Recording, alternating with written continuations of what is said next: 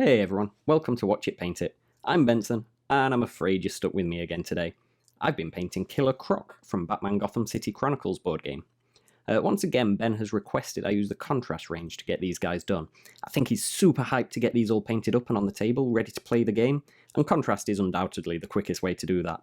I definitely feel playing with a fully painted game does add to the enjoyment of the game, so the quicker we can bring these guys to life, the better. So let's go. Here's a quick look at the model. As you can see, we've primed this already using Citadel Contrast Undercoat. This one was the Wraithbone colour. And for this I'll be using the Redgrass Games No. 2 brush. This holds a lot of paint, but also keeps a good tip for getting in at the more fiddly bits. And we're off. I started with the contrast paint Skeleton Horde, and as you can see here, I'm painting all the fleshy parts, or at least the parts without scales. None of him looks that soft or squishy. So I start with his chest and his ripped abs, and I go up the front of his throat up to his chin. Then I do the inside of his arms here, up his biceps, and try and get in and do the very edges of his palms and his fingers. The back of his legs seem to be unscaled too, so they get this colour. He's obviously not read the classics, he doesn't realise the need to protect his Achilles from stray arrows. Mistakes have been made. Then I did a quick layer on his toes as well, doing both sides there where they just poke out. And once we've finished these bits, we're on to our next colour. Next up, it's Militarum Green. This looks to be a great match for a crocodile's scales, as well, of course, as the armour of the poor guard toiling away in the grim darkness of the far future, where there is only war.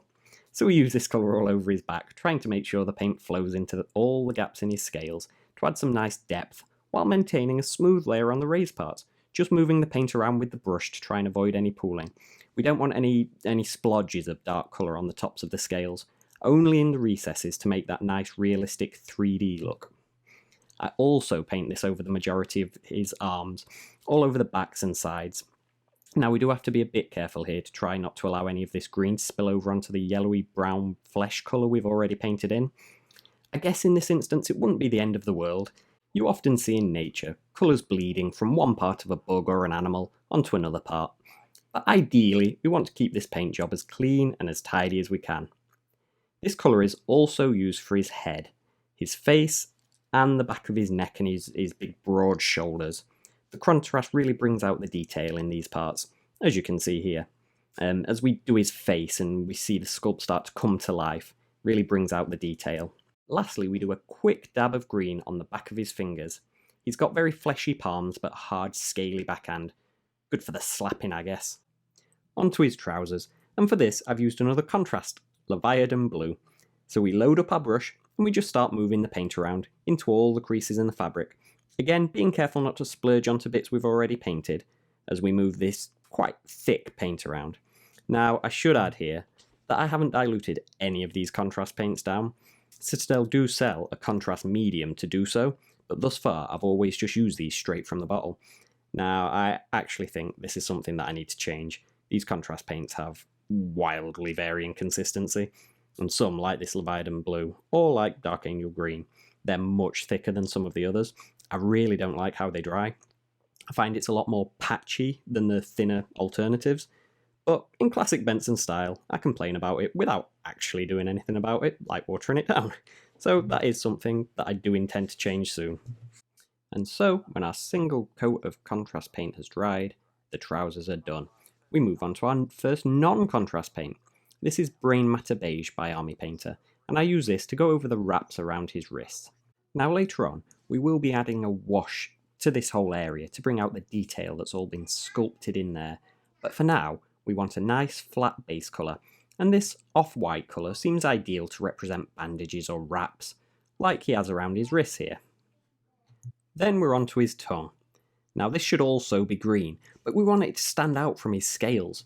So to this end, we use Green Tone by Army Painter. This is just a normal wash, so we just flood the mouth with it and let it pool in the recesses, and it just tints his tongue that nice different shade of green. Another wash here. This time we move from Green Tone to Dark Tone. Dark being my favourite shade of black. I apply this to the wraps or bandages around his wrists. Does anyone actually know what these are? Is he a boxer? Has he injured himself? Let me know in the comments below if you know. And here comes Ben. As usual, when the going gets tough, Benson gets going. So I had to scarper, and in comes Ben with the Brainmatter Beige by Army Painter, and he swapped to a Citadel small dry brush to highlight these wraps with. Now, the reason we chose a black wash earlier was to keep the model a little cleaner. A brown wash might have been more realistic, but earthy tones like that tend to make the models look a little dirty.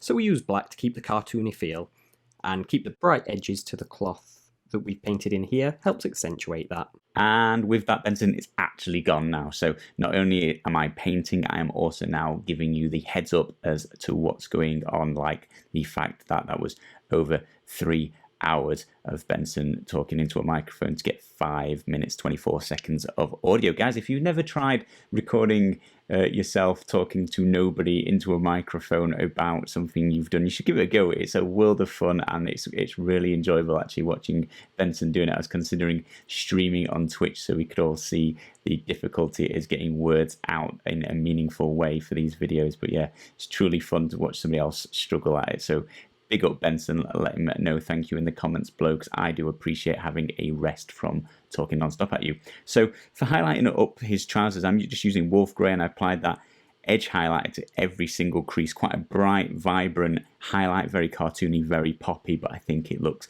nice for the miniature by the end. And then Livery Green, I'm going to use this Redgrass Games 00 brush, so it's their smallest brush, but it's still quite big, and I'm painting on tiny eyeballs, but it gives you a nice demonstration, hopefully, of how accurate you can be with the tip of this brush. And this brush isn't in mint condition anymore. It could do with being replaced probably, but you know, I like to drag the ears out. So Livery Green, really bright green by Vallejo actually on his eyes there, make those pop out from his face. And then for once I'm going to add some blood. I just thought this miniature was a little bit meh. I don't know.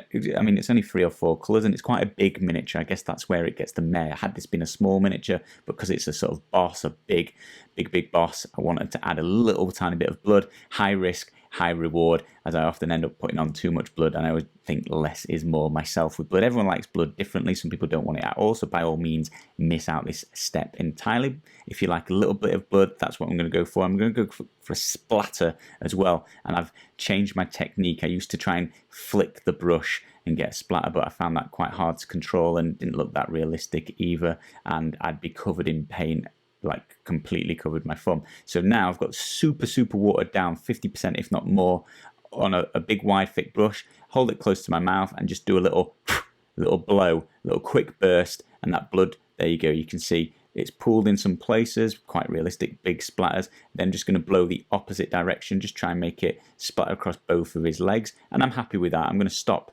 there. He's got quite a lot on one leg and very little anywhere else, and that's the damage to my hand. You get a little bit of splatter on your hand, but when I used to flick that brush, gee, I used to have my hands completely covered in paint. So again, super watered down, a good 50-75% water on this Necromancer Cloak, and I'm just going to be applying it very quickly, very roughly to the base. I don't mind it being ununiform. I want it to look like that. Some bits whiter, some bits darker, cracks showing through, all of that stuff, and then a little bit around the rim just to save me much effort when I paint the black on now. So dead black next, just painting in that rim, bringing the attention back, finishing off the model and bringing your eyes back to the really nice painted miniature on top, which has really not taken very much time using A, Benson, but B, the contrast paints. I'd recommend giving these contrast paints a try, and also Benson if you can. If you can get Benson just to paint your miniatures for you, it does save you a world of time. But no, seriously, 26 minutes that took us for the lot, so you can see how very little time that was. A few contrast paints, 3 contrast paints, slight bit of highlights and a couple of details and a blood splatter. Job done. Nice. Another miniature down. Let us know which miniature you'd like to see next painted from Gotham City Chronicles Batman. Anyway, guys, thank you ever so much for watching, and I'll see you again next week.